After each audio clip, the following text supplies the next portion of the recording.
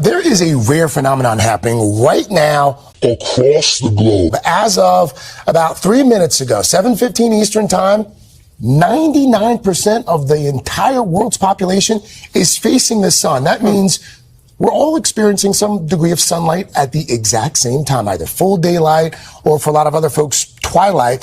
If you look at the map right there, just the Pacific Islands and Australia, the Australian region, are fully in the dark. 99% of the world. What a cool phenomenon. Across the globe.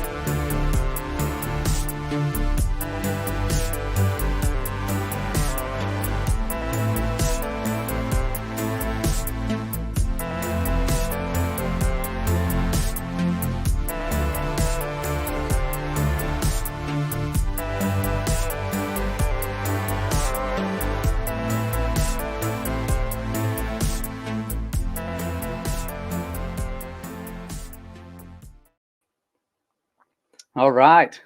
Welcome back, family. Glad to be here. This is unique, historic, a little bit different. I will be streaming from, if I can point the right direction, Creation Standard, as well as our FEB channel. And we have a major blessing today. We'll be joined by George Nuber again, sharing some of the wisdom our Father has led him to when it comes to things that would be impossible on the sun god worshiping model.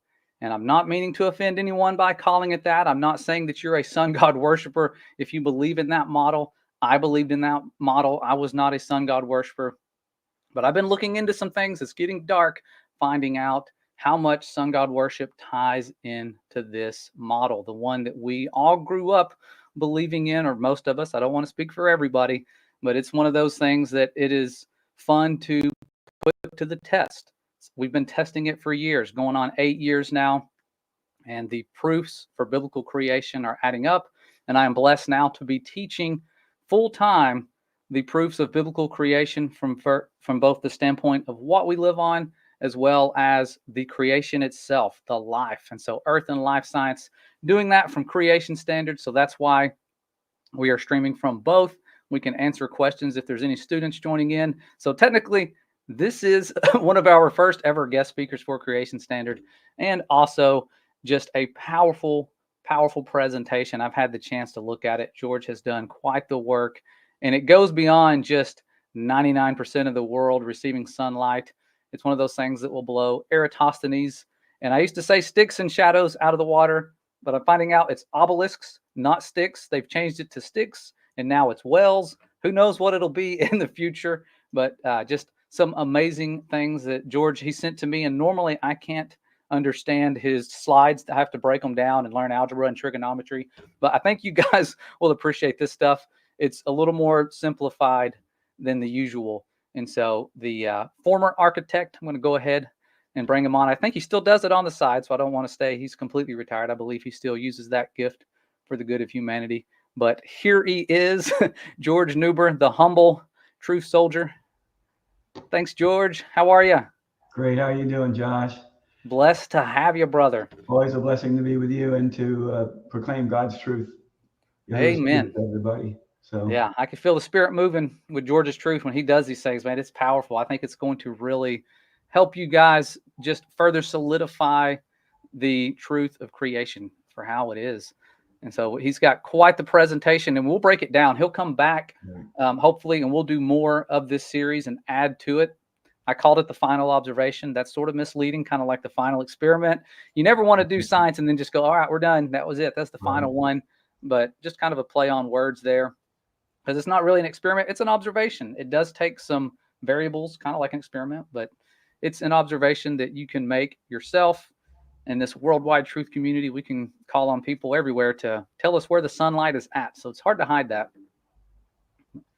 So yeah, we'll let George go ahead and take the floor. You guys, if you have questions, if I see questions from Creation Standard, I'll try to keep an eye on them towards the end. But pay attention, and I'll break this down for our Creation Standard students. If any of you are watching, I'm going to try to break this down, not simplify it as if you can't understand it, but break it down in more manageable portions so we can study it out throughout the duration, because he has gifted us with these presentations in general. So thank you so much, George. You're welcome. Appreciate it. All right. Let me see. We pull up. You go ahead and pull up presentation number 1. Yes. All right. Yeah. So presentation number 1, guys, this is going to make sense. I'm telling you, it's really cool.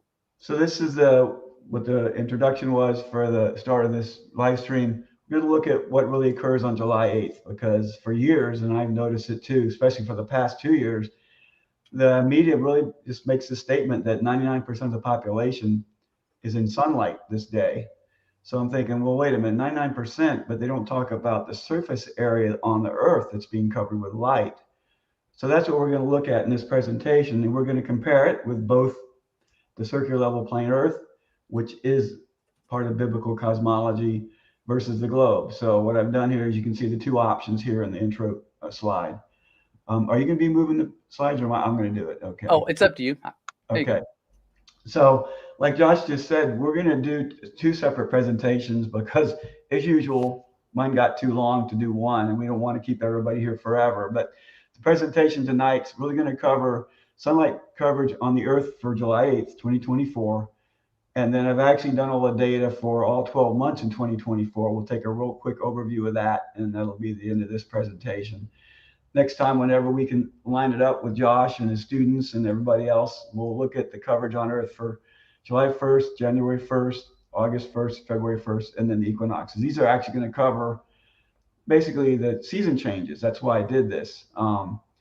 There's a purpose for combining these together, because we'll see what happens with the sunlight on the globe Earth for July 1st and January 1st, 6 months apart. Very interesting. So I'm going to just do some intro here. Each year, news outlets report on every July 8th, 99% of the world's population gets sunlight at the same moment. So here's some things that I pulled from Time and Date. They basically were covering this. Fact check, 99% of the world's population gets sunlight at the same moment on July 8th. So they're asking, is this true? And this one little bit right here, well, on the right side, they basically are saying it's true, because they've checked it out with a couple of people here that posted up what they saw with the sunlight coverage. So these people, in order for them to do that, they're actually getting into the navigational data of the United States Naval Observatory. That's where you go to find all where the sun and the moon is located every day, and every second of the day or minute of the day as it's circling above the Earth. And then you can also find out what the actual sunlight coverage is, which I learned how to do that after 2 years of getting into this stuff.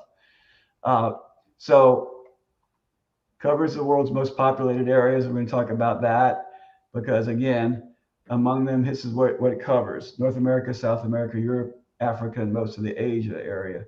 It doesn't include Australia, New Zealand, Southeast Asia, Antarctica, and we'll see why when we look at what they first came up with.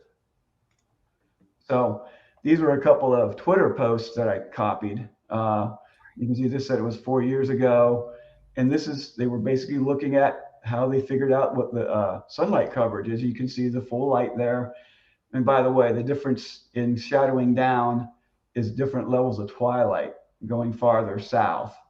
And we'll get into that as well. And then this other, on the right, this other post said, at 11:15 UTC time. So I'm going to key on that 11:15 time, and that's universal time, coordinated time throughout the Earth as the moment, because it depends on where you take the spot of time on the Earth where you're going to get the coverage. So this is a bigger blown up picture of that. So this is 11:14 UTC time here. And so you can see where the sun is there. It's located, it's actually in Bilma in Africa here. Sun's here. So you can see the movement of the wave of the edge of the sun going from east to west. And all the lit up area is the daytime. And I put this night on the sides here to show, you know, where we're at. And there's different levels of twilight. There's 3 different levels of twilight. There's 6 degrees below the horizon, which is civil. Then there's 12 degrees below the horizon, which is nautical. And then there's 18 degrees below the horizon, which is astronomical. Then past that, that's when you're fully dark. So that's a transition between full light, you know, when the sun's going down, to full darkness. And you see it's quite a bit of the air surface area to go to twilight. And we'll talk about that a little bit later to compare that with the heliocentric model globe and the circular level plane Earth. So we got to get into latitude and longitude lines on the globe Earth map first. I think I've told you that, Josh, before, that you need to have a class on Navigation 101. Yes. People don't understand navigation at all, and they need to. All they know to do is just use their Google Maps or the maps on the apps on their phones. They don't know. That's all they do.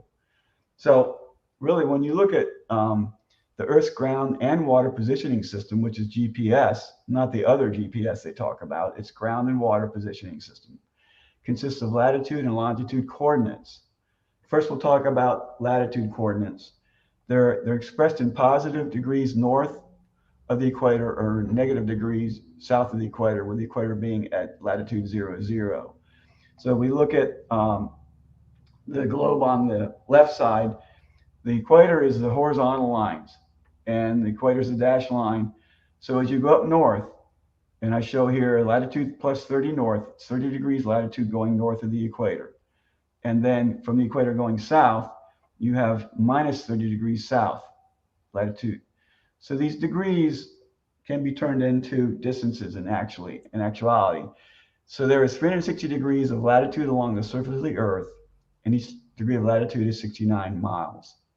So the reason there's 360 degrees of latitude is if you look at the equator, if we go from equator to North Pole, that's plus 90 degrees. If we go from the equator down South Pole, that's minus 90. That's 180 degrees on this face of the Earth. We're looking at 12 hours of time on this face of the Earth. The other side of the Earth does the same thing. It's on the back side. It goes from minus 90 up to the equator, and then from the equator up to 90. So you got 180 degrees on both sides of the globe, totals to 360 degrees. So now if we take 360 degrees of latitude and multiply it by 69 miles, there's a total of 24,856 miles along the surface of the Earth from north to south, and then back around from south back to north on this. Hopefully everybody can understand that. It's going to come up again when we talk about circular level plane Earth. So let's talk about longitude coordinates. They're expressed in positive degrees east of the prime meridian, or minus negative degrees west of the prime meridian, with the prime meridian being at longitude 0, 0. So you can see on this right picture of the globe, the prime meridian is 0, which is located at Greenwich, England. And so you have positive longitude degrees going west, going counterclockwise, and you can see I've got longitude plus 30 degrees. I'm sorry, we're going to east. We're going to the east on longitude counterclockwise. Plus 30 degrees east, going to counterclockwise, and then we have minus 30 degrees west, going clockwise. So you can see those vertical lines. Those vertical lines, there's 360 degrees of longitude. Those vertical lines are time. They're time. So as we know, either the Earth spins counterclockwise or the sun spins clockwise, depending on which model we use. So there's 360 degrees of longitude for a full circle around the Earth, along the surface of the Earth, which represents 1 day or 24 hours of time, with 15 degrees of longitude representing 1 hour of time. Okay, so if we went east 30 degrees, that was 2 hours east. And if we went west 30 degrees, that's 2 hours west on that line, vertical line. Okay. Now we're going to do the same thing explain the same latitude and longitude degrees on the circular level plane Earth, because the latitude and longitude degree coordinates are exactly the same on both models, on the circular plane model as well on the globe, okay? And the same expression here, what I already mentioned for latitude coordinates, but now we have to look at it on the circular level plane. So we see the equator coming around, and then you can see I've got a plus 30 degrees latitude north going toward the center north on the circular level plane. That dot in the middle is center north instead of North Pole. So as we go along the equator north, we got 30 degrees. These little, if you can see them, these lines that go out, they're basically 15 degrees in increments. And then if we go south out, there's negative 30 south. Okay, and so when we go from the center north all the way out to the edge, see now the edge of the circular level plane, that's the south perimeter ice wall, which is Antarctica running around the south. So now if we go from minus 90 to the north center, that's 180 degrees, because we've gone 90 degrees from minus south at the Antarctica to the equator, that's 90 degrees, and from the equator 90 degrees to the north center, then out again to the equator, another 90 degrees, that's 270, and then we go all the way to the outer edge. And so that whole diameter across is 360 degrees. So again, 360 degrees times 69 miles is 24,856 miles. We're seeing something here that matches all the time, which is the diameter of the circular level plane, Earth, is 24,856 miles, yet the circumference of the globe is 24,856 miles. There's a relationship there, a geometric relationship going on. And now, for longitude coordinates, the same thing, they're expressed in positive degrees east of the prime meridian, and then minus degrees west. So I've got it labeled here, 0 degrees longitude is the prime meridian. So if we go 30 degrees east, which is 2 degrees counterclockwise, we're at 30 degrees east. That's 2 hours east of prime meridian. We go 30 degrees west, which is 2 hours, we've gone clockwise, okay? So that's how latitude and longitude works on both the globe and the circular level plane Earth. So I wanted to show people that you can actually check this out with your own phone. If you look, for an address or like a location for here, Google Maps lists the latitude and longitude coordinates for Columbia, South Carolina. That's the one I chose on my phone. Coordinates are right here, plus 34 degrees north latitude, which is north of the equator, and minus 81 degrees west longitude, which means it's 81 degrees west of prime meridian. Okay, so this first chart here is I used Columbia, South Carolina. I've got in the center here basically a map showing what it is, and then if I go a little bit more detail about the city, well, there it is. There is the coordinates, longitude and latitude coordinates to show you that location. And then you can even do it with your own address. Just put your own address in your maps and you scroll down. This was an address I used to live at up in Northern Virginia, 15789 Edgewood Drive, Montclair, Virginia. That's in Prince William County, 30 miles south of Washington, D.C. And so if you scroll down, it tells you what the coordinates are: 38.6 degrees north latitude, 77.3 degrees west, which is tells you exactly where you are located on either both the globe or the circular level plane map. So we talked about this already. Now I'm showing you more of the line. This is the longitude line on the map going from minus 100 degrees longitude over to 0 degrees longitude. That's the horizontal line you see there. That's the diameter of the circular level plane Earth, which is 24,856 miles. We already talked about, how we got there with 360 degrees latitude times 69. It's 24,856 miles in diameter. But now, using geometric equations, we can tell that the circumference of the Gleason's map is diameter times pi. So it's 24,856 miles times 3.14159. So look at the the circumference of the circle-level plane Earth is 78,087 miles. And the surface area of the Gleason's map, we know what that is based on the radius squared times pi. These are just basic equations that you all learned back in high school, which most of us probably forgot. But so this tells us the surface area of the circle, inside the circle, is 485,234,861 square miles. So keep that in mind. All right. So now I want to go, since we talked about 24,856 miles being the diameter of the circle-level plane Earth, also, and it's also the circumference of the globe, let's talk about the geometric law between the diameter of a circle and the circumference of a sphere with the same length. In other words, I'm going to show here real simple. Circle diameter is 4 inches going across. This represents the circle-level plane.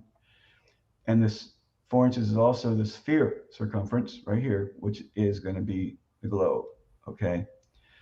So let's look at, again, at the circle. Go back. We can figure the surface area by using radius squared times pi. So that surface area of the circle, the 4-inch diameter, is 12.566 square inches. Now we have to first figure out what the diameter of the sphere is, but we can figure that out since we know the circumference of it. The circumference is 4 inches. So the circumference is circumference divided by pi. So 4 inches divided by pi, 3.14159. So we get a diameter of 1.273 inches. We can already see that the diameter of the sphere is much smaller than the diameter of the circle-level plane. But then we can also find out what the surface area of the sphere is.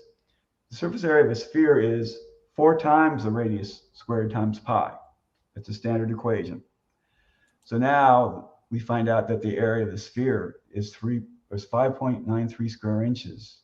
So when we compare that, the surface area of the circle is 2.46 times larger than the surface area of the sphere. We just take 12.566 and divide it by 5.093, it's 2.46. Huge difference in size, okay? And so we can relate that the surface area of the circle-level plane Earth is 2.46 times larger than the surface area of the globe Earth. And we can reverse that too, and that the surface area of the globe Earth is 41% less than the circular level plane surface of the Earth. So a huge difference in what's going on with this geometric law. So we'll talk about it again here. Now we're going to do the same thing we did with the circular level plane Earth, is finding out what its diameter is and what its sphere surface area is. So again, we've taken that 24,856 mile circumference of the globe Earth divided by pi. That's why NASA tells us that the diameter of the Earth is 7,912. They'll move it around from whatever to 7,913, or sometimes I've seen 8,000 miles. But this is a geometric law. This is what's happening. They've taken the circular level plane Earth and converted it to a sphere. This is how they geometrically can do it. This is the only way they can do it, by geometric law. Since the globe Earth is a sphere, the surface area of the globe Earth is 4 times radius squared times pi. So there we've got 196,662,730 square miles, which is 41% of what we saw with the circular level plane Earth. And here it is right here again. I'm just redoing this because this is very, very important to understand the basis for why the circular level plane Earth, which is the biblical creation model for Yahweh's creation, how it got morphed into a globe Earth of this size. Okay. The same equations here. Basically, I pulled it together for those two charts talking about the geometrics of each, the circle and the sphere. Same information here you can see put together on the slide. So I'm going to play an example of a geometric law. I did this. What I did is I went ahead and made a circular level plane Earth, the Gleason's map. I made it 9 inches in diameter, and then I found that a baseball that has a circumference of 9 inches. You can see the geometric law here. So let's go ahead and run that. There's no sound to it. I'll probably talk through it, Josh. Okay. Okay. Awesome. So here you can see I've got 2 9-inch pieces of paper as rulers, and you can see this is the baseball, and then here's the circular level plane Earth. That's the relationship that it looks like. This is the real relationship in terms of its sizes. Okay. That's cool. So the ball is representative like the globe to scale?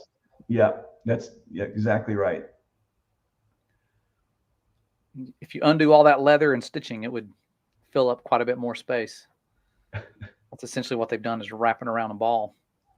Yeah, so next I'm going to actually move the baseball off, and then take one of those pieces of paper, 9-inch paper, and put it on top so you can see that it's 9 inches in diameter. See? Some people would not realize that the circumference of the baseball is that same length, but you'll see. That's cool. And then next, Teresa had to do the video here for me because I had to use both hands. I'm going to tape the other 9-inch long ruler onto the baseball. It's hard to do. Keep it tight. When it comes around. Imagine if it was moving 490,000 miles per hour. It'd be more and see right there? Yep. Wow, that's cool. Yep. So it gives a better perspective to understanding what that's really doing. That's the lie right here. We're seeing the lie, how they did it. Okay. That is cool. And I'm just going to put it back on top of the circular level plane Earth. So that ball is 41% surface area of the circular level plane Earth below it. Okay. I hope that helps people understand that. Yeah. See, that's what I needed. Oh, I get it now. Yeah. So the math makes a lot more sense for you visual learners like me out there to see it like that. Right. That spherical object might look a lot smaller than the land surface beneath it, the flat surface, but it's exactly the same. They've just wrapped it around a ball. Yep. You can see that with the ruler. Yep. And this is a geometric law. It cannot ever change. That's why it's one or the other. And now let's go back to the presentation, and we'll start walking through some information of what's really going to be seen with. Okay. But, oh yeah, so now we have to go, well, wait a minute. Everybody's heard that they're talking about the equator having a bump, right? That it's basically a ellipsoid now. It's an ellipsoid. So I found this little graphic to explain what's going on. So instead of it being a regular circle with 7,912 miles, or maybe 13, all around, they took 13 miles off of the North Pole to South Pole and added 13 miles to the width of it at the equator. It's just amazing. Okay. Yeah. And it's just like, okay, well, how's that work with the difference in the elevation, right? They don't explain that. How can you have 13 miles more bulge on the equator? What would that do to mountains and things like that? But their answer is going to be, oh, well, the water just curves with it. That's what they'll say. But see, that blows my mind. So that bulge is 13 miles higher. Yeah, it's each side. So that what they would did, put you in like Mount Everest. Like, yeah, right. It's way more than that. It's way more than Mount Everest. It's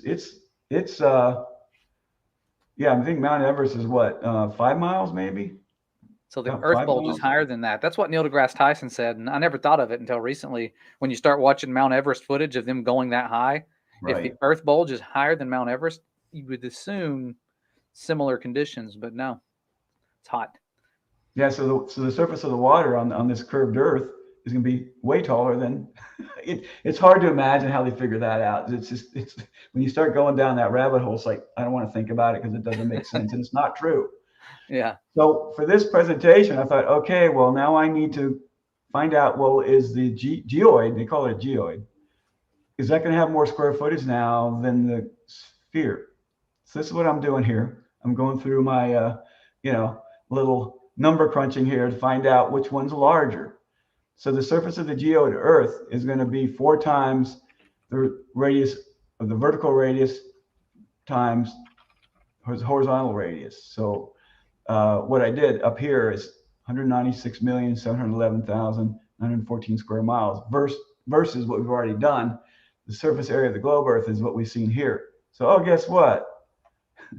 The geoid Earth is 49,184 square miles larger than the globe. So then this study will use that square footage, okay? Nice. Just to play the game. All right. Yeah. Right? To be fair with the globe. Yeah. Now this is going to get into the important part of what we're going to do in this presentation. Everybody's got to realize we've seen all these pictures, all these graphics of how the sun's hitting the globe Earth. And I just chose different seasons here. But you're always seeing it hit lighting up half of the globe, only half of the globe for all seasons. So this is a geometric limitation of what the sun and the globe heliocentric model can do. The sun light rays always provides daylight on 50% of the Earth's surface area, no more and no less, always 50%. It can never, ever, ever change. Okay, this is a key. So I'm going to walk through this. The surface area of this spherical / geoid Earth is 196,711,914 square miles. So the sun always provides daylight on 50% of that surface area. So all we do is just divide that number, 196 million, by 2. So now we're finding out, okay, the maximum square miles on half of the Earth being lit is 98,355,957 square miles. No more and no less. Always that number. And when we talked about longitude and latitude, it can only cover 180 degrees of latitude up and down and 180 degrees of longitude, or 12 hours, which makes sense. 12 hours of the 24 hours we'll see light, no more or no less. So this is a geometric law, okay? So now we're going to take a look at the actual data for sunlight on July 8th. First, we're also going to look at, this is basically a different way to see the map of the Earth. It's a Mercator map, but I use this one because I can use this for latitude and longitude degree coordinates to lay out the sun coverage on this. So we can look at it on this map, which we will. And when we do that, now this is a limitation of the sun and the geoid spherical Earth. If you see the down here, this would be if the sun's on the equator. So 90 degrees south would be at, quote, the South Pole. 90 degrees north, between north and south is 180 degrees, or at 90 degrees north. And then the curved lines are limited at 90 degrees to the right and to the left. So that would be 12 hours of daylight. This is the actual limitation of the sunlight on this Mercator map for a geoid or spherical Earth, okay? Then if we look at it on a globe map, we created this. Basically, this is the daylight side of the Earth, which shows it lit up in kind of a yellow color. That's always going to be 98,355,957 square miles of daylight. Again, we're going 180 degrees latitude and 180 degrees longitude. So if you look at these lines, each one is an hour. 1, 2, 3, 4, 5, 6, 7, 8, 9, 10, 11, 12 hours.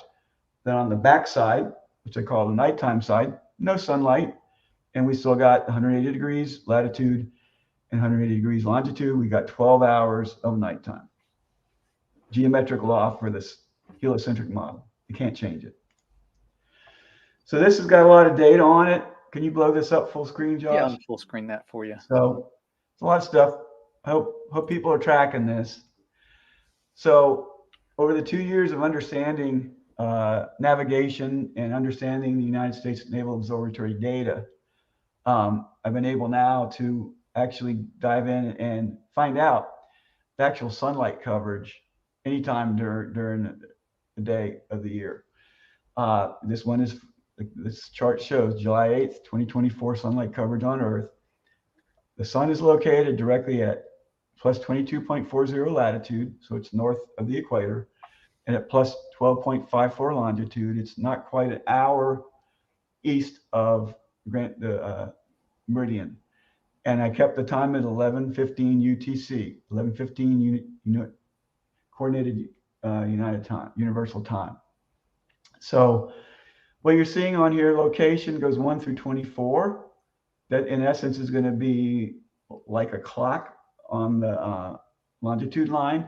It's going to go around every hour and show where the latitude position is for the maximum point of daylight for a particular location.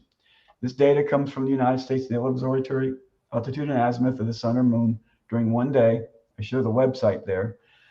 And for the location that I show here, the latitude locations for each longitude, which is an hour time away from each one.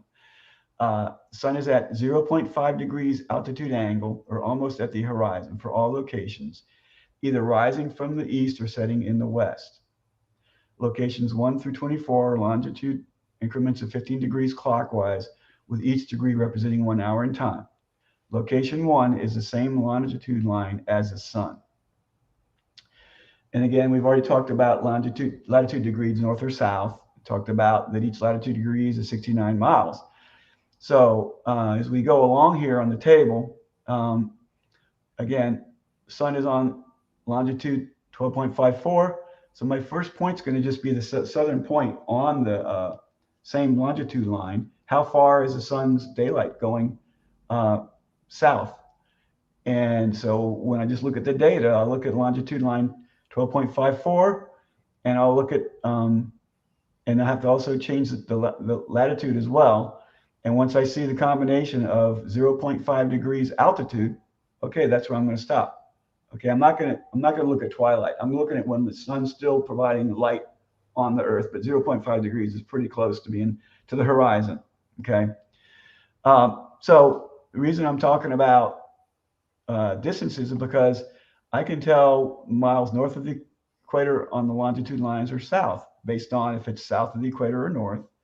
All right, so on location 1, it's at negative 67.6 degrees latitude, which I can convert to actual miles and multiply that number by 69 and look over here. This is how far south it is on that longitude line.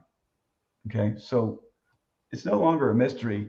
You know, we know exactly the distances of where the sun is and on the latitude and longitude lines, and we understand navigation. And so that's the process here.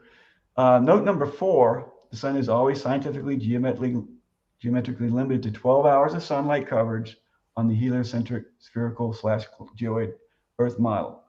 The longitude coordinates shown in green is the 12-hour daylight side of the spherical / geoid Earth. So you can see, this makes sense, that the sun is located at 12.54 degrees longitude. So location 2 is an hour away, basically going west, 2 hours, 3, 4, 5, 6. So location 7 is 6 hours west of the sun. And then we go down to location 19. Now we're at, well, let's say 24. We're going to go the other way. 24 is going to be an hour east. 23 is 2. 22 is 4. So we get back to basically when we hit the equator on either side, that's as far as the sunlight can go. Sunlight will stop at the equator because that's going to be basically the 12 hours of time. But now when you look at, so geometrically, it's limited to only those 12 hours. There can't be any daylight on the nighttime side, which the locations in red are. But yet we're getting data for it. We're getting data for it. Okay. Wow, that's cool. Okay. See that? So, so the data depicts sunlight on the nighttime side, which is scientifically, geometrically impossible. Okay. So I hope people understood that. You can see also, look at the intelligent design. When you look at the equator and you go plus or minus, look at that, minus 32.10, plus 32.10. You can start seeing the intelligent design by Yahuwah of how the sunlight actually is going to hit the Earth. It's already there. It's always from the equator. When you go an hour, each hour away from it, you get the same numbers pretty much, you know. So you see what I'm saying here? So like if you went 6 hours from The equator, at location 1, it's minus 67.6. When you go 6 hours away from the equator from 19, it's practically the same. Okay. There's basically beautiful geometry there in terms of the sunlight being balanced. So I want people to see this. Now, this was actually using Google Maps, and I could basically show distances or the locations of locations 1 through 24 that were on the Excel spreadsheet.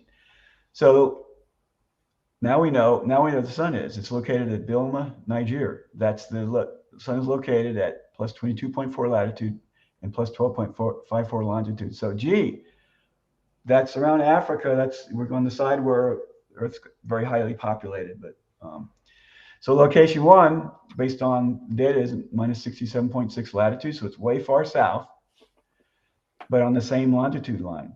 Okay, so that's as far as the daylight goes from the sun, from Bilma down to the end of that line. That's where the sunlight is at the altitude of the sun at 0.5 degrees altitude. So it's almost getting ready to go down. So we're going to walk this through, and you're going to see the line. We're going to go clockwise with the maximum distance of sunlight for each location every hour. Oh, well, I wanted to show you here. Look, that sun location is exactly where we're showing it on the data from the Naval Observatory. Okay, see that? Same. So it's matching what they did for this particular picture. So now we've gone 1 hour west, location 2. We're not quite as far south, but now we're in the Atlantic Ocean, but that's 1 hour, and I call it solar time 11. We're going to keep going west or clockwise. And you can see, you'll see the longitude lines and the latitude lines change. So that's location 2. Location 3, it's another hour out. We're at, can I move that? No, I can't. Okay. That's at the next 15 degrees increment of longitude time. And we can see we keep going over, and we'll see what happens is the latitude will lessen and lessen because it's going to get the longitude lines coming around clockwise, and it's getting closer to the equator. But this is the limitation of sunlight as we go around that bottom edge. Okay. We're still in the Atlantic Ocean. Now we're at Cordoba province. And you can see the latitude is 32.10. So we're coming up, we're heading around for as far as the sunlight can go from the sun near the equator. And now we're at the equator. Okay, because remember, the sun is at plus 22.4 latitude. It's north of the equator. There's the equator, this location. And we're going to keep going around. So we've gone 90 degrees. Okay. So this is where there should be no sunlight on the parts of it. So now we're rotating around. We're in the United States. We're actually at Louisiana here. Now we're at north part. We're in Canada. Now we're in British Columbia. Location 10, location 11. So see, we're basically doing the full coverage of what the data shows the sun's doing for daylight. Location 12. Now location 13 is basically the longitude line opposite of the sun. So that basically is going to be showing up now on the other side of the Mercator map. So you'll see it come here. There it is. Wow. Okay. And now we're going to come back down. Location 14, 15, 16. And these are hour increments. 18, 19, 20, 21, 22, 23. And now we're back 24. It would be basically the last hour. And next time we go, we would basically be back to where we were lined up. Okay. So that gives you an idea of what's going on. All the edges of those lines going around is where the sun's daylight is going away, but it's 0.5 degrees altitude at those locations. So now I'm using the Mercator map. I'm saying this would be the expected sunlight coverage on the spherical geoid Earth on July 8th, time 11:15. Because now I've moved the sun where actually it's over top of Vilma, okay, of that it's 22.4 latitude. So I moved it over because that's what we can do with the sphere. We can go right on top of it, and this is the limitation now of 180 degrees latitude and longitude for it. This is the actual data now. If you can see here, okay, so there's point 1 is south of the sun, location 1, location number. So I show you the location numbers as it goes around from the data on the spreadsheet. Sun is zenith at plus 22.4 latitude, plus 12.5 for longitude, Vilma, Nigeria. So you can see as we go around, for a while it stays within, you know, on the bottom half. When we get to that equator, is going way beyond the sunlight coverage that the heliocentric model allows. Wow. And then we go the other way around. As soon as it's the equator, it's doing the same thing over here. Okay. So daylight coverage over 50% of the geoid Earth is shown on either side here in black. So there you go. That's incredible. This is physically impossible for the spherical geoid Earth to do this. It's limited to be 50% all the time, daylight, nighttime. And again, I'm just showing this to show you that this looks very similar when you look at the coverage here. You look at my lines. I'll go back and forth, but you can see it's very, very similar. I stayed within the full daylight. You can see that I didn't use any twilight. See that? Oops, I'm sorry. Because you can see that point there, 0.6, right there in South America. It's pretty much the same spot in South America. So the data is very, very on spot. So now let's look at it on this type of a globe map where we've got it. So we've got it daylight side and nighttime side. It's supposed to be 50% of the surface area for both daylight and nighttime. So now what I did here, let me go back. This picture shows the sun on the equator, okay? So now that we know that the sun's actually in a different latitude and longitude location, I'm gonna create it so the sun is in the center of the actual circle, so to speak, or globe. And you'll see, like right now the sun's at 0 degree latitude and 0 degrees longitude. Now when we get here, I've modified it to be exactly what the data shows on the spreadsheet. So now the sun is located right over top of 22.4 degrees latitude. And then see where I've shown the equator now where it's at, because I basically updated the longitude and latitude coordinates to make it so that the sun is directly in the center of the globe here. So you can see minus 67.6 south, plus 67.6 north. So now it's going to match the data. We can now show the location points exactly like we did on the Mercator map. Again, using the same data here, I just showing that again. So here it is. This is showing, and you can see location 1 on the daylight side. It's at the bottom. It's on the southern part of the globe. 1, 2, 3, 4, 5, 6 as we go clockwise. 7 is the equator. It stops there, but then it's lighting this side up because this is what it's showing. Okay, but then when we look at the data that's coming from the spreadsheet, this is what it does on the spreadsheet on the other side, because it basically mirrors. It's a mirror of the data. Like location 6 is a mirror of location 18 on the other side. Wow. So this shows you all the daylight on the nighttime side. So it's physically impossible to, for the data that's being shown for July 8th. Yeah, that's why they're saying, oh, it's 99% of the population. They ignore the surface area of what's going on. Okay. This is huge. This is bigger. Like there's no way around it. You can't say refraction. You have to have a second sun theory popping up. Something has to happen to provide that much sunlight. The dimensions of the globe would have to change drastically. Right. Wow. Yep. So now this is kind of a summary. The actual sunlight coverage on July 8th, 2024 at time 11:15 UTC proves that Earth is not a globe/geode, but instead a circular level plane. Because on a heliocentric globe or geode, is it geometrically and physically impossible for sunlight to exceed 50% of the Earth's surface area.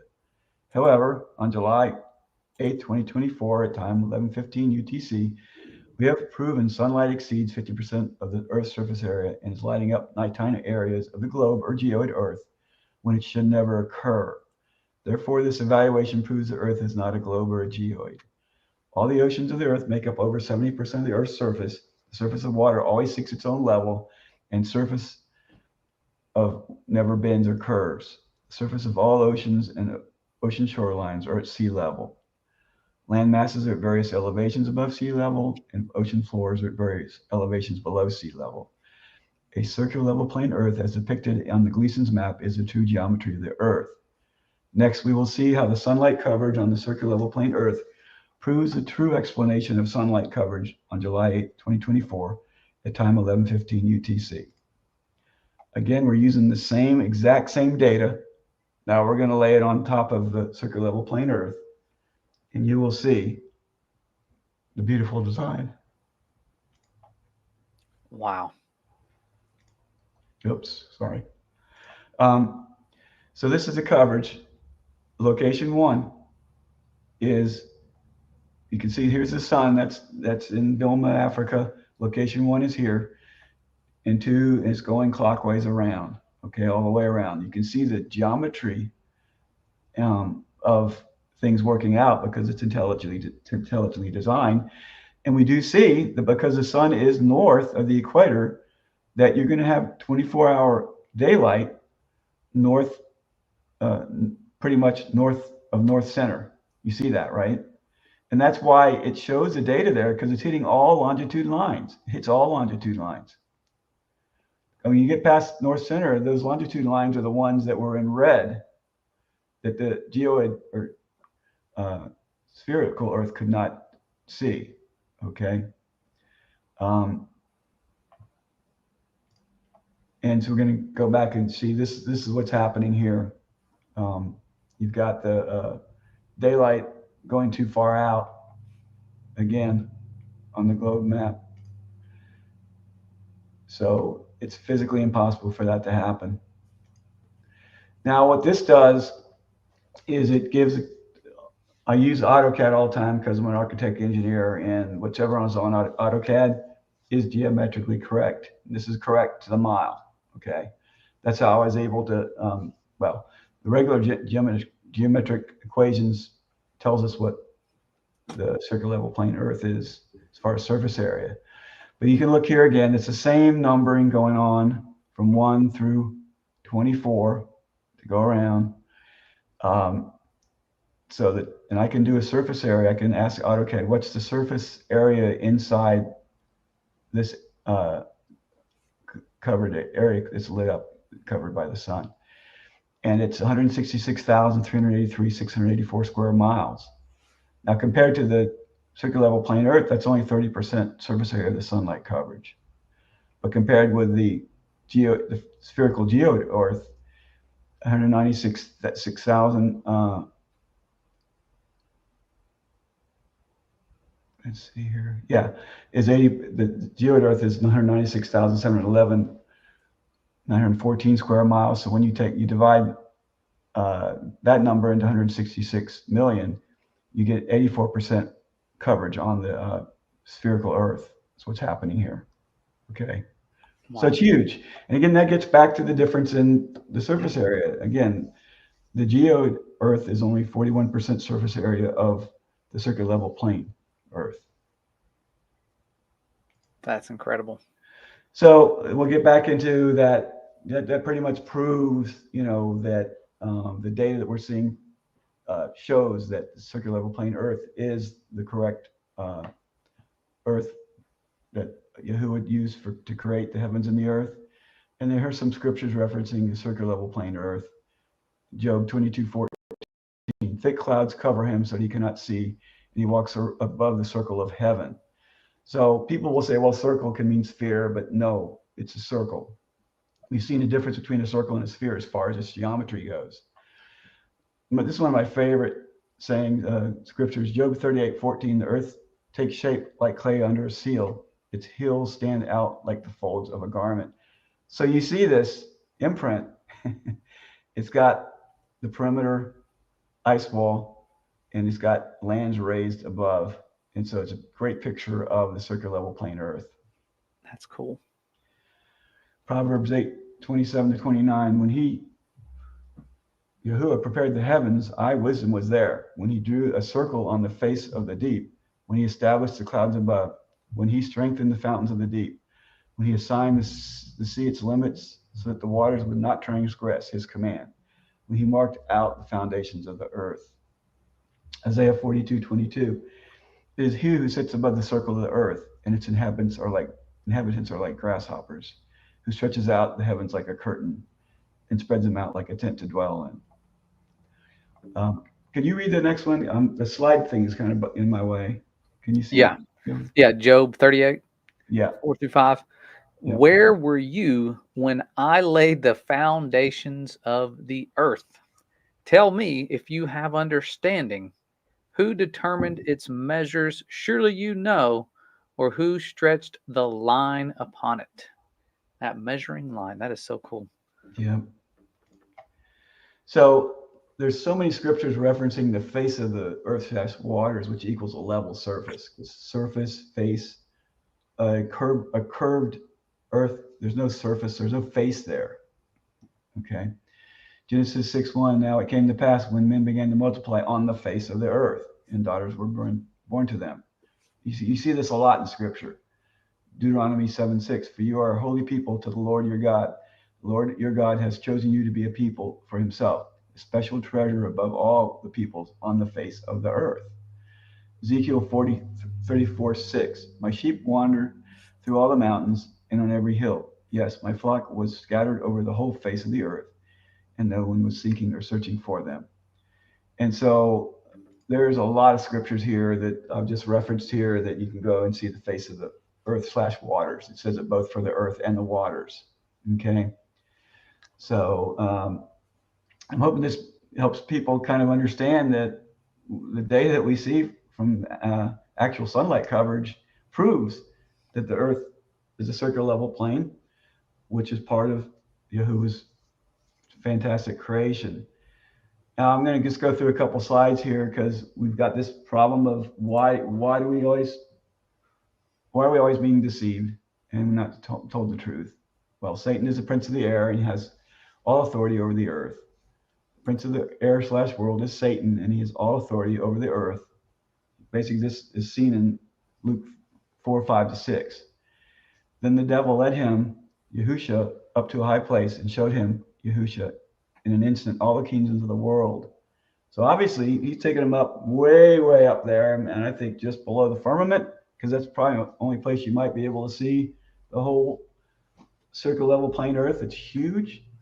And Satan says, I will give you authority over all these kingdoms and all their glory. He, Satan, said, for it has been relinquished to me, and I can give it to anyone I wish.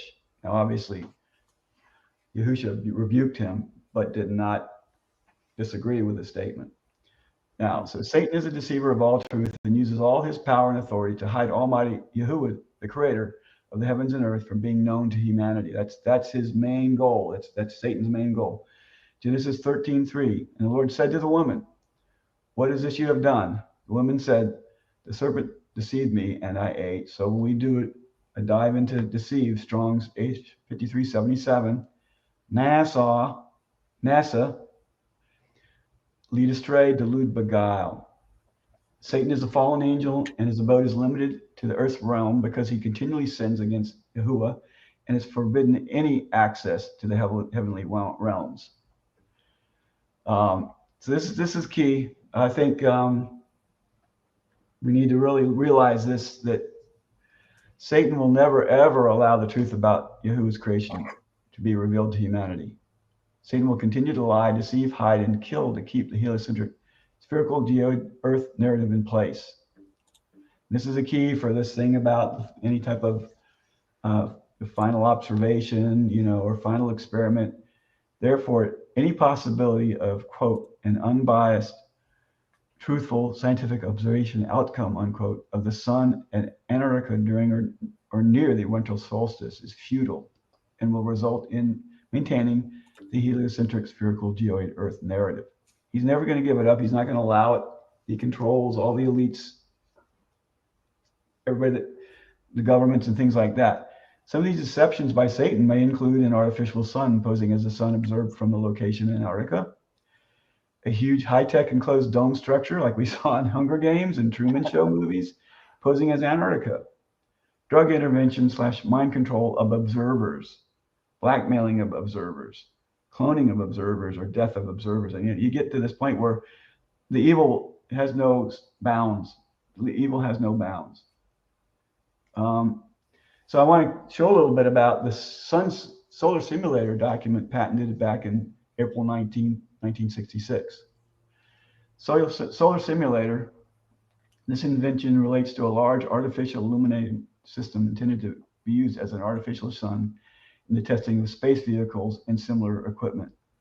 More specifically, the invention comprises a more or less planar array of a large number of modular units, each having a light source and culminating system of being such luminous power and quantity that the total array of these modular units has the approximate intensity of the sun.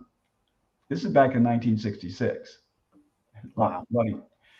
In part, toward the end of the document, although the invention has been illustrated and described with specific numerical data for effective focal length, clear apertures, and light source brightness and size, the actual dimensions of the optical system and type of light source chosen may be varied without departing from the spirit of the invention. Therefore, the invention is not limited to any specific size of optical elements disclosed. The invention may also be utilized for purposes other than solar simulation. So basically, they're saying they can scale this thing up to whatever size they want. Okay? And this is back in 1966. Wow. And so do you think that, they were going where we're not allowed to go anymore privately? I wonder if they're trying to keep that area lit so they can do things down there, plan deceptions, like, yeah, kind of like the one we have now, but right. like keep the people down there working in full delusion. You wouldn't want them, say there was a hidden nation down there or something, you wouldn't want them knowing about the other people out there, kind of like the Truman Show, Right. The opposite of what we're undergoing. Trying to keep the gospel from reaching every nation. Create your own nation, hide it. Yeah. Wow. Interesting. So, bottom line, everybody, we know we have to do our own research and think for ourselves concerning the earth that we live on. And we can do that because the earth is finite. Where we live, it's finite. And we can do the best we can do. We can research things. Again, the surface of any body of water is always level in a glass, aquarium, swimming pool, pond, lake, oceans. The oceans are over 70% of the Earth's surface area. Surface area of all oceans are level, sea level, are contained by the south perimeter continent of Antarctica. All oceanic shorelines of the continents are at sea level. There's no such thing as, quote, curved sea level, which a lot of globe people believe in because of, what, I'm not saying it. So do you know much about the Caspian Sea, Josh? No. I didn't either until this morning. These few slides are here because of what I started thinking about researching this morning. I just typed in world's largest lake. And believe it or not, they consider the Caspian Sea a lake, but it's also the world's largest inland body of water. So I researched it. It's the world's largest inland body of water, which is located to the east of the Caucasus Mountains and to the west of the vast area of Central Asia. The Caspian Sea is nearly 750 miles in length from north to south, and the surface of the entire sea is around 90 foot below sea level. You imagine that? It's 90 foot below sea level, depending on the rain activity, okay? So Guess what I did this morning? Play video too. Let's check this out. So on the left here is a Google map. So I'm showing the distance of north to south. So this distance is showing 719 miles of water in the Caspian Sea, north to south, or south to north.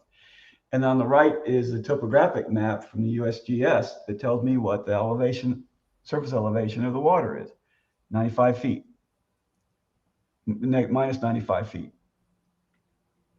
So I'm going to go all the way north now,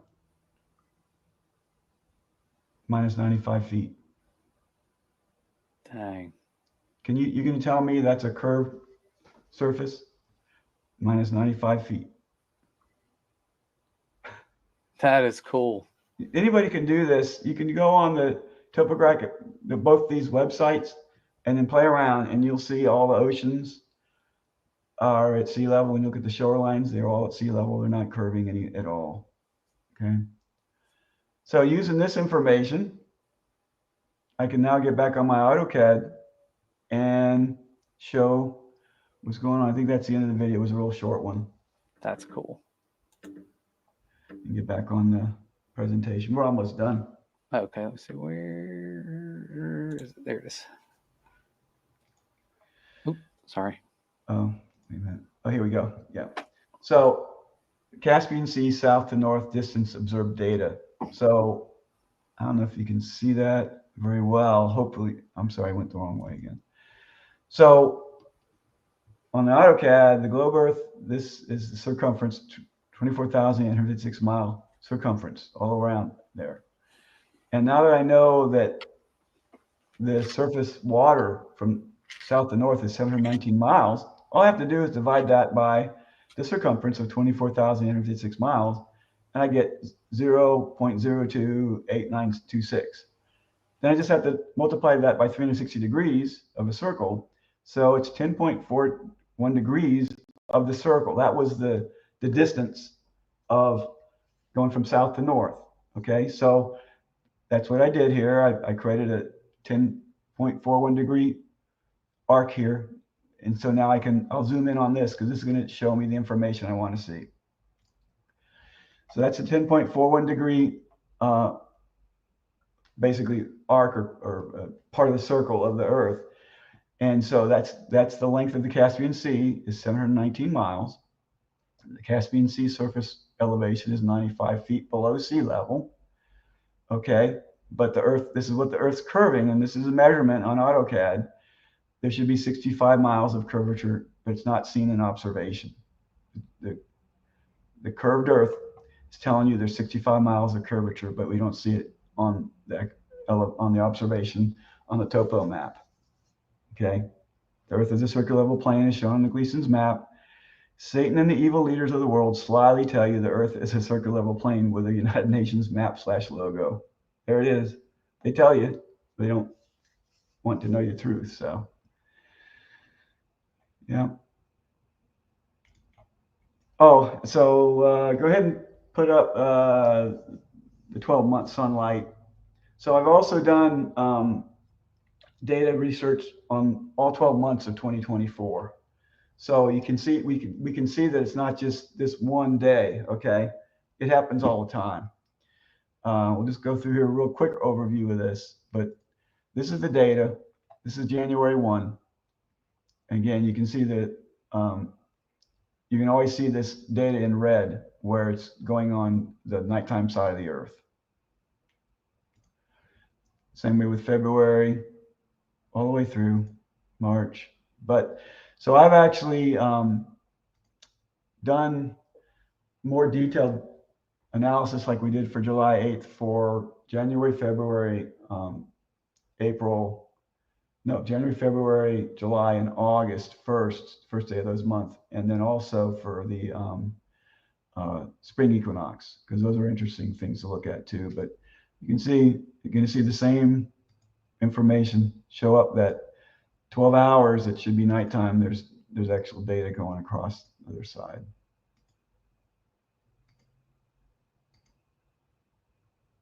So that's it. You're muted. I think you're muted. Uh-oh. Oh, thanks for letting me know I'm muted. Sorry about that. Didn't want to have any background noise during the presentation. But yeah, that was very interesting. If you guys missed this or you're joining late, I see people in the comments. We got somebody from Facebook watching saying, yeah, we should look into the globe proofs a little more. I highly encourage you, be skeptical, look into these things, and to give you just sort of a cliff note. Let me exit the full screen layout. Cliff notes version of that first presentation, which, my goodness, it's powerful knowing the geometry of, and you say geoid, and it's funny, I looked that word up because I don't usually hear that with the earth, but look up the word geoid, and what it brings you is this like weird shaped, it just looks like somebody took what we picture being the globe and like squeezed it. It's missing water. It's this weird shaped earth. I don't know. It's interesting without the water, what it looks like, if that's, you know, the construct that they have made. But yeah, very powerful, seeing that only 50% of the world is going to receive sunlight. You cannot manipulate that. I mean, maybe a little bit with the atmosphere, but not to the degree that George was showing with his calculations using the data.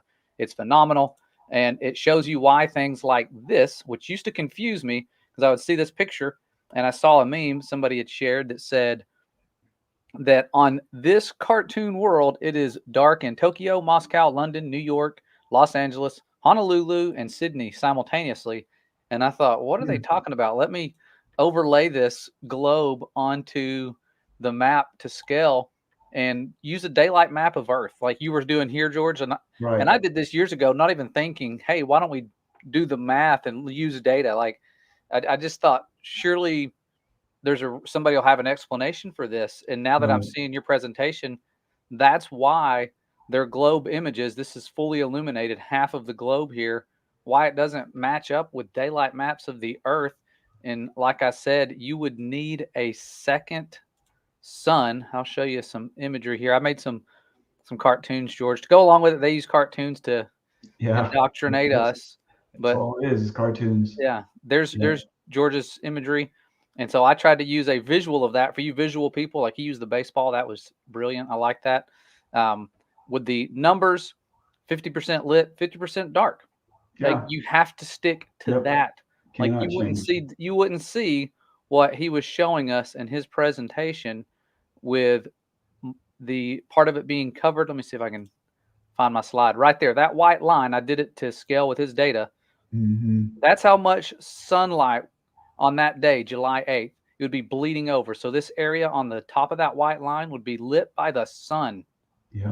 According to their data, no way around it. You would literally need a second sun. Refraction cannot do that. No. So, I mean, it's so simple. When George sent me the presentation and I'm going through the slides, my heart's racing. I'm like, has no one done this? Like, why is it now that I'm seeing this? Like, I feel like this should have been out a long time ago, but there's just so many other proofs we're compiling. It's hard to sort through them all. And this is one of them. So second sun is going to have to come to the rescue. And maybe they'll say that simulated sun comes out on that particular day that they made way back when. But yeah, phenomenal stuff there. I mean, just brilliant.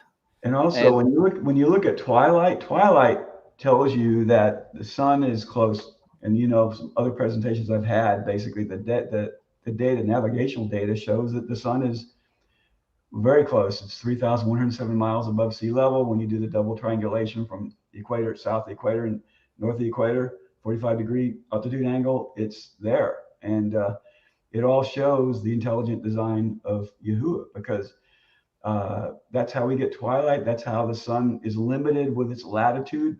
It has a limit to its latitude sunlight coverage, which is going to be around 90 degrees, right? Because when the sun is on the equator, it's going to project right at the edge of the north center. Yeah. That's cool.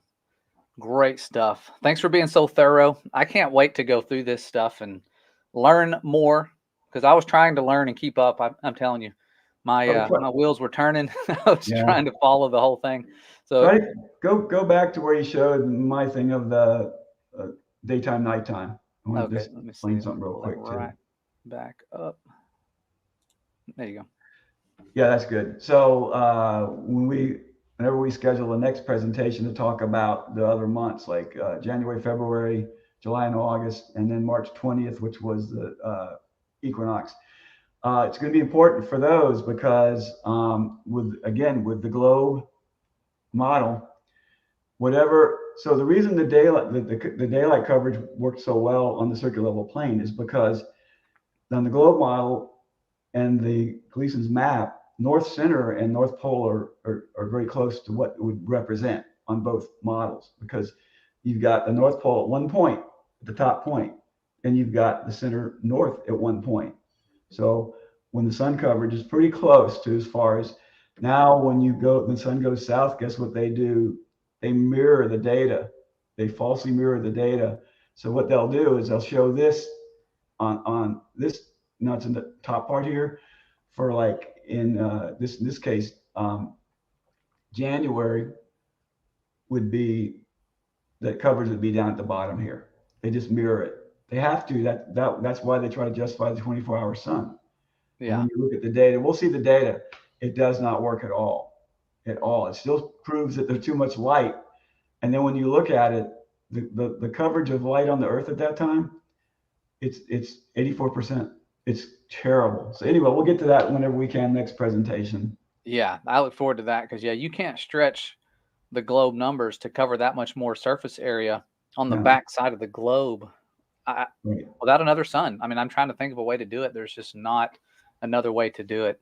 Well, most people just go along their day. They see the daytime come, nighttime come. They're not going to check this stuff out, and they know that. The people know that. Nobody's going to, and people only really, when navigation goes, they really only care about the actual location of the sun and the moon for navigation.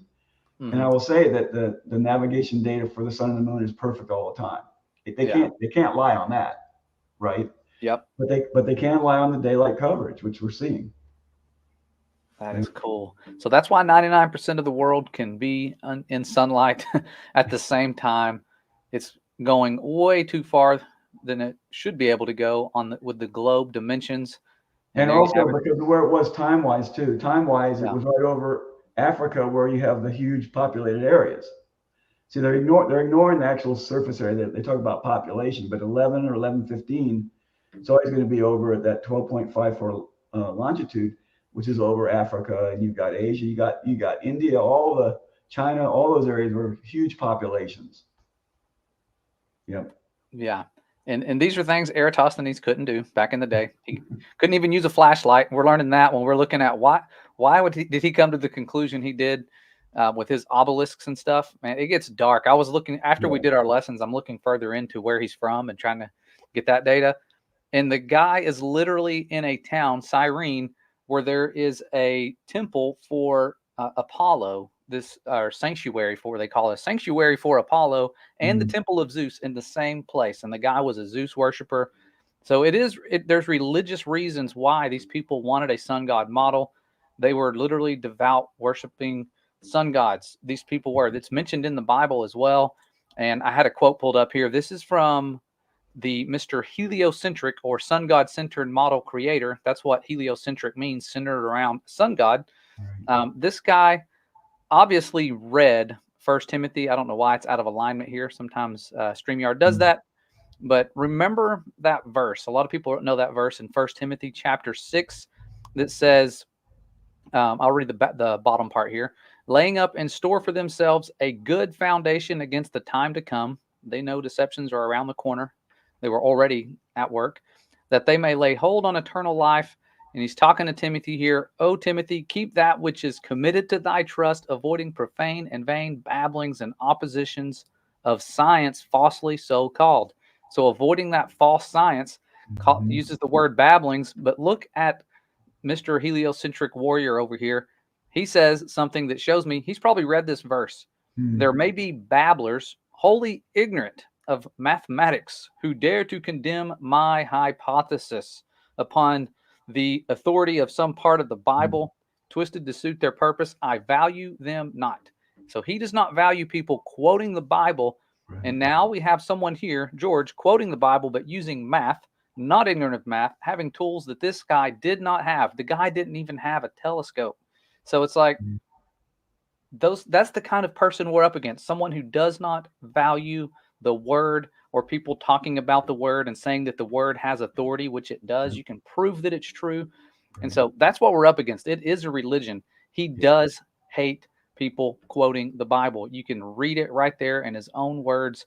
We're not just attacking a mathematical construct. It's called the sun god worshiping model for a reason. Heliocentric, solar, even the word solar system is centered around the sun god Sol Invictus.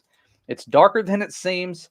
And like George said, the enemy is controlling these lies, putting them out there. They call him the father of lies for a reason. Yeah. They were in lying signs and wonders when they were in Egypt, but they got out of Egypt. Fortunately, they kept going back, or fortunately, they got out of Egypt. Sadly, they kept going back to the lies, and it's time to come out of those lies yet again. And so we're blessed to see proofs like this. This is powerful stuff. If you missed it, go back, watch it.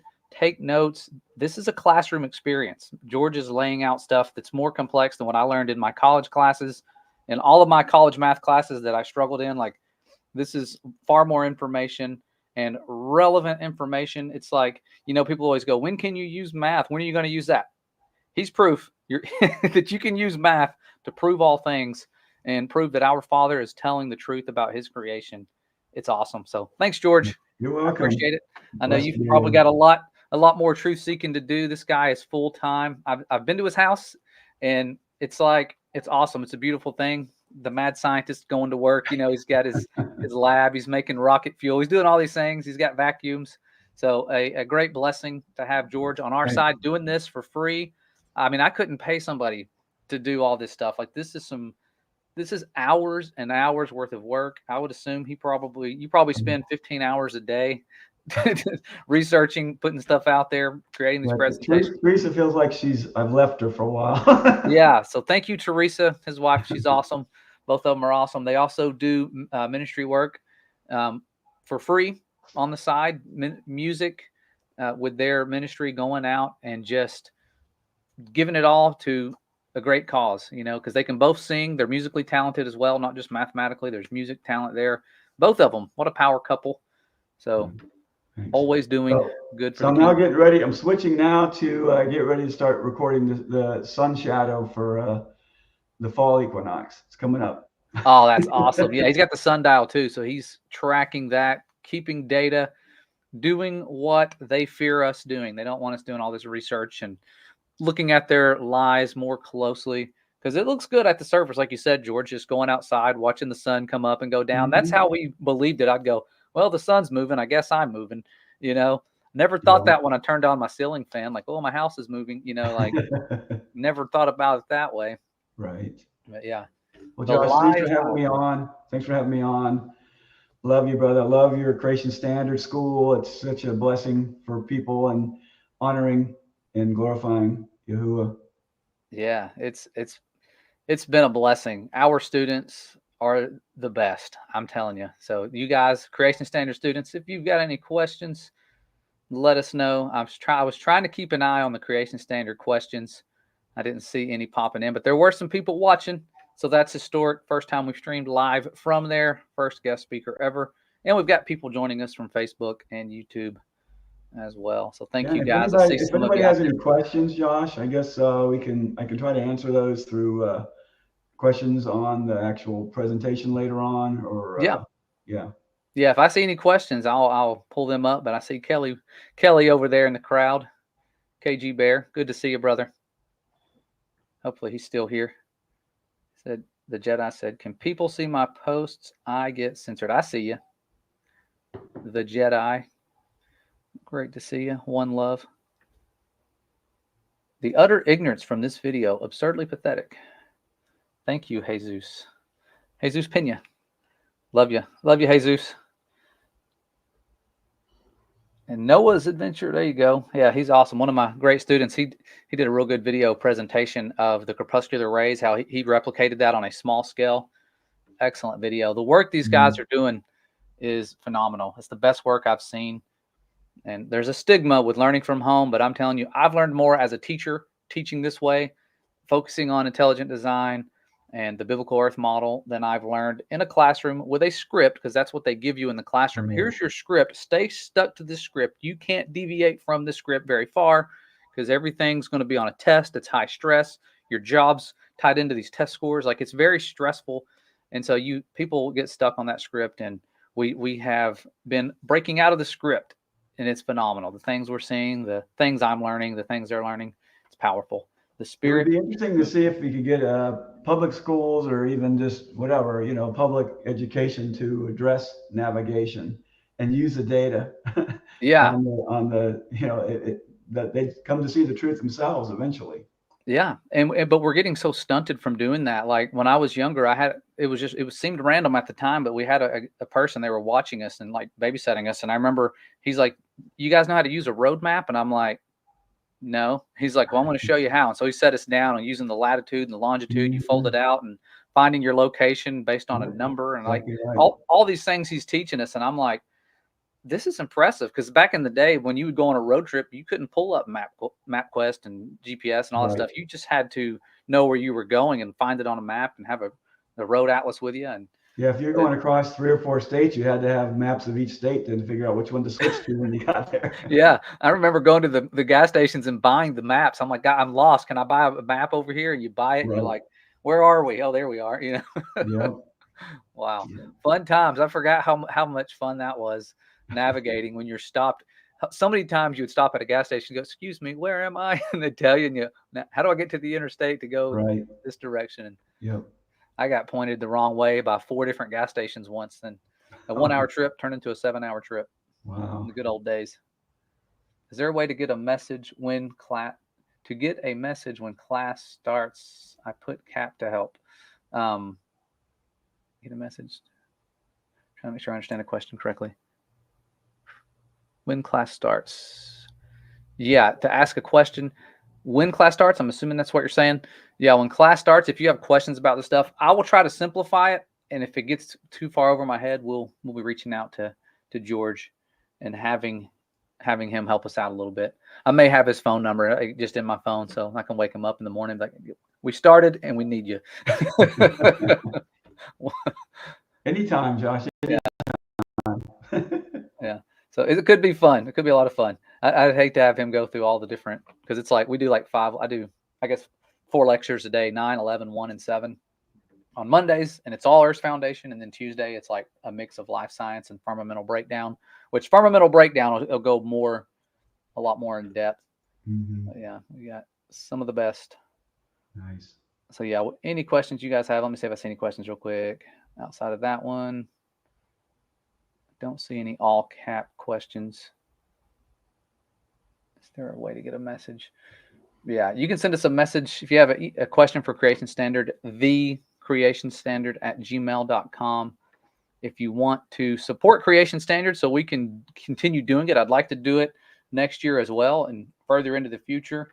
Right now, it's getting a little tough. It's looking like we may just be doing this year if we can't get more support, but we're hoping and believing for more support. We have a P.O. box now, and that should be in the description. If it's not, I will add that. I cannot remember if I put that in the description, but we finally got a P.O. box. We had to break down and get one. And so should be somewhere. I just don't have the chance to go over there and look for it. But yeah, we're excited about tomorrow. We're going to be covering this stuff, blowing the Eratosthenes, sun god worshiping, obelisks and shadows out of the water. Like I said earlier, it's obelisks. Because you can't get a straight answer when you look for the stuff online. It's sticks and shadows, wells and shadows, but it's obelisks. That's what it was. And the obelisks that he used in Alexandria, I believe, was moved to New York City in Central Park. The exact same one. They moved it in the 1800s to New York City. Like, these things were important to them for a reason. Yeah. Why would you want to move this megaton structure that's been there for years and years to New York City? It's not beautiful. It's an obelisk. It's just with hieroglyphs in it. Like, why move it? Oh, sun god worship. That's why. Things are in every main world power type of place. Like all these worldly powers, they have those sun god worshiping symbols there. The Washington Monument right there in DC, around where you used to live. Yeah. Devil's Capital, DC. Been there Used this to work. summer. Used to work in DC for years. Right in DC for quite a while. That's rough. There's a lot of indoctrination stations there. Air and Space Museum, Fake History Oh yeah. Museum, like Yeah. they're double teaming. They're like, we got the fake space, and then the fake history. We'll just keep. It's free. Come on in, Yeah. send people, and it's just like revolving doors. People going in and getting indoctrinated, coming out, and it's Yeah. heartbreaking to see. I tried Yeah. getting video of the Air and Space Museum, but my heart Mhm. was sunk down so low. It was like a funeral. I couldn't watch. I was like, Mhm. I gotta go. I'm Yeah. done. I was trying to film the video, and I just was too down. I was like, I can't. I don't want to put a downer video up. I want it to be upbeat, and I was just too depressed. But well, I'll let you Yeah. get back to what you're doing, George. I know you got a Okay. lot going on. Let's see, Eratosthenes. Yeah. If this session is recorded to watch later, is this? Yeah, this is live on YouTube. Go to our Founded Earth Brothers channel or Creation Standard. It's also live on Creation Standard YouTube channel as well. So this is recorded. You can go back and watch it. And if it's on Facebook, I think it saves it. You can Hmm. watch the lives afterwards. It's the first time it's let us go back live on Facebook. They blocked us from Facebook Interesting. for some reason a while back. I forget why they blocked us. It was like, you're blocked, you're banned. They might Yeah. get banned again once they see what's on there.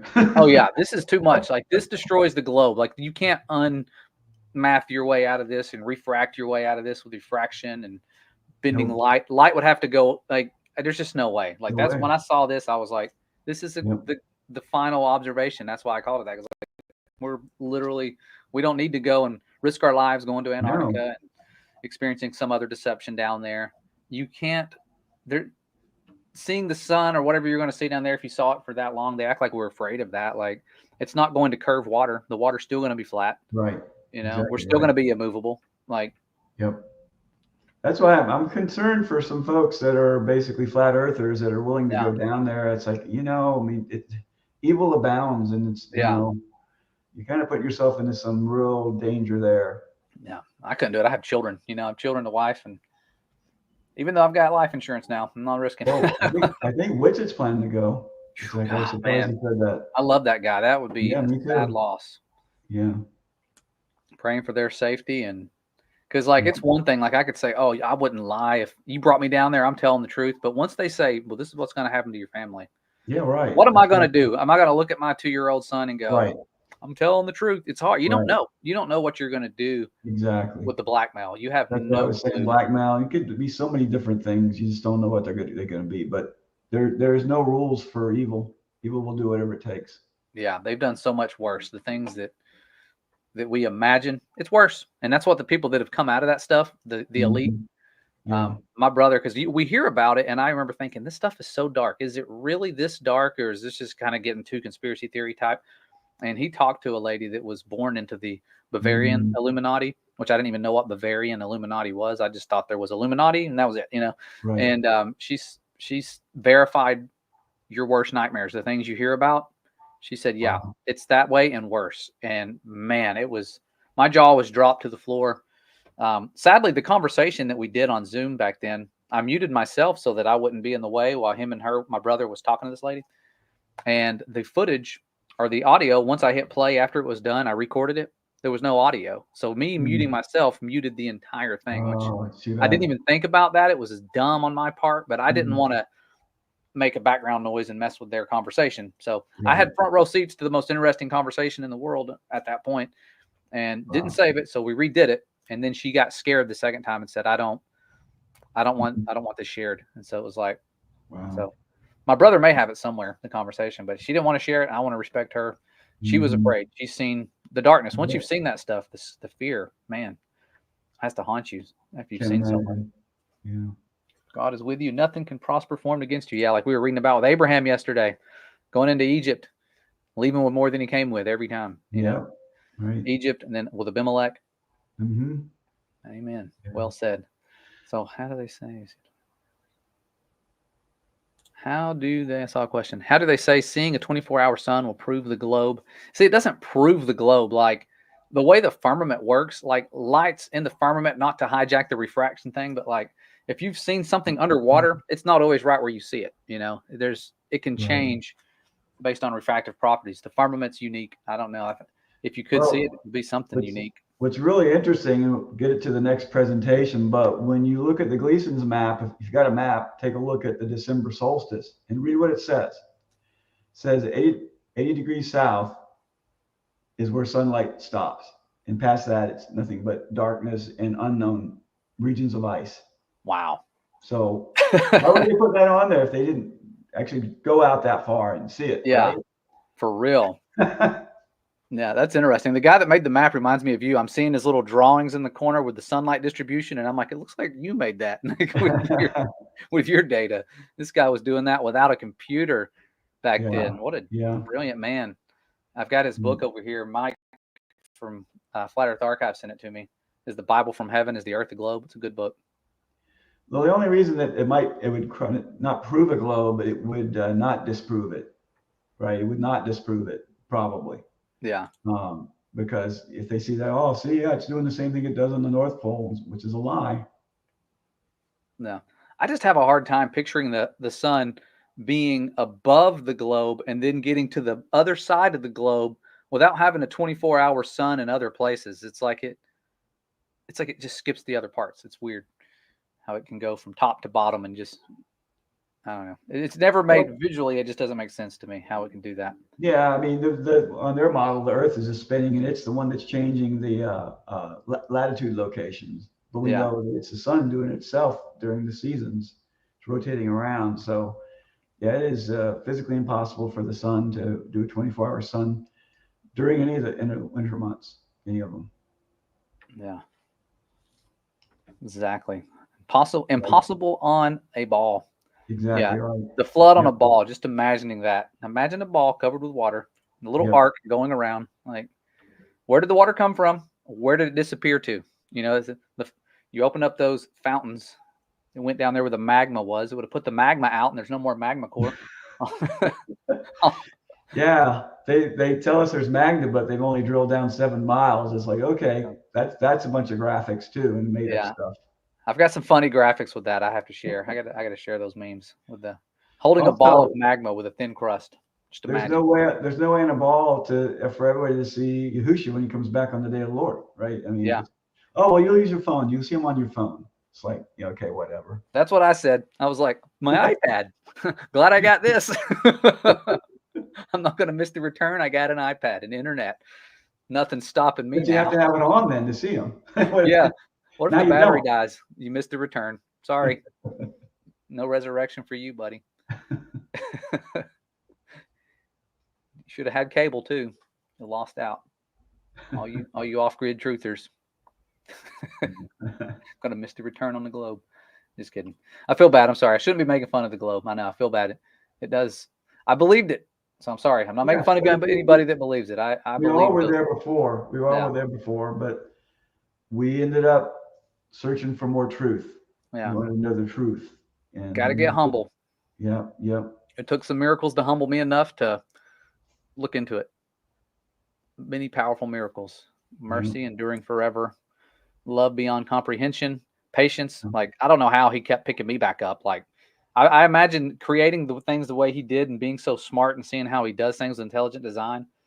Why was he interested in saving me? You know, like, what made, but it's like, you're his inheritance. He is looking forward to seeing his inheritance. He's not looking forward to inheriting mountains of gold, treasures, and streets of gold and all that.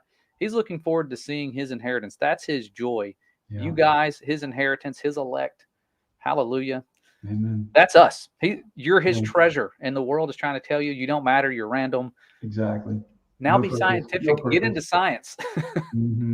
You're a random nothingness on a rock. But here, have fun learning about it. Kids are coming alive. The students I have are really excited. I mean, their learning is exponential when you start going into the creation. Like, I wish I could have done that in school. Yeah. Imagine where you would be. You'd have done this research in like 5th grade. You'd have been. You'd have had this mapped out way back when. When we moved down here, it was in the midst of the 2020 scamdemic, and of course we were starting to go, okay, something's not right. We really started praying about. I prayed every morning, practically 4 a.m. in the morning. I just get up and start praying to Yahuwah, basically saying, protect your humanity, protect, from evil. And I think that whole thing started it. I had no idea I'd be doing what I'm doing now. No idea. Yeah, isn't No that clue. crazy? Like, It's yeah, like, it's like, oh my goodness. And then it's like, every time I think about something, I'm going to look into this. And then some truth comes out of it that can apply to, you know, the creation or just where we live, you know? yeah, yeah. You Yeah. can't imagine the old you looking at the present day you going, Right. "What are you doing talking about geocentric worlds? Biblical Earth stuff to the whole world?" Like, because back then we didn't know there was a biblical Earth model. There was the Right. globe, but it was reality, and then there was the flat disk Earth that the Right. dumb ancestors believed in, and it's been debunked. But Yeah. yeah, it's crazy to believe we're here. It's a blessing to be alive this time too, you know? Yeah, It really is to learn this stuff and just realize what other truth we need to keep searching for that he wants us to know. yeah. That's why we keep doing the Bible studies and digging in the word and Yeah, you know, it's a spirit-led journey. He's leading, like I said, his inheritance to his avenues of truth that matter to him. And right. that's what was hard for me, because there's a lot of things that and you can understand when you're navigating something where you're wrong, because you will have anger for no reason. Same thing Mhm. like when you're dealing with people that don't, that are coming at you about the globe is real, and they're angry and they're mad that you believe that the earth isn't moving. Right. I'm finding when I get that anger towards somebody, I'm usually wrong. If you're triggered for no reason, step back and go, "Am I right?" Don't just pray Mhm. for the other person. Pray for yourself, Yeah. because it's Right. about doing what makes our Father happy, even if it's different than most of the world. If you're not getting persecuted right now, chances are you need to search a little harder. If you're not ostracized and kind of outcast, pushed aside, keep looking. Yeah. You'll get there. Yeah. Yeah. Awesome. Well, George, I don't want to keep you. I know I like to talk forever. I feel like I haven't done a hangout in Uh, forever. We're yeah. already starting week 5 of creation standards. So Wow. I've put live hangouts on the back burner for a little while, just getting all that done, because Sabbath, I just sat back and we just enjoy the peace and relax. And Yeah. then Sunday we get straight to work, and it's off for the next week, but it's Mhm. been a blessing. It's Yeah. not too It's late to been join good. either. Some people think it's week 5, I can't join. It's not too late. Right All on. our pre-recorded stuff is there. You can jump into any of the lives. We've got the best people. It's phenomenal. So So yeah, good to hear. yeah. Well, everyone joining us, thank you very, Yeah. very much. Thanks for all your support, your prayers. It's making a difference, keeping us motivated, keeping us humble, keeping us in check, correcting us when we're wrong, using the Holy Spirit's guidance to help you figure out if we're telling the truth, and if we're wrong, to correct us. Mm-hmm. Right. So we're Yeah. humble enough to know that we can be wrong, but we love you. The Father loves you guys, and we will see you next time.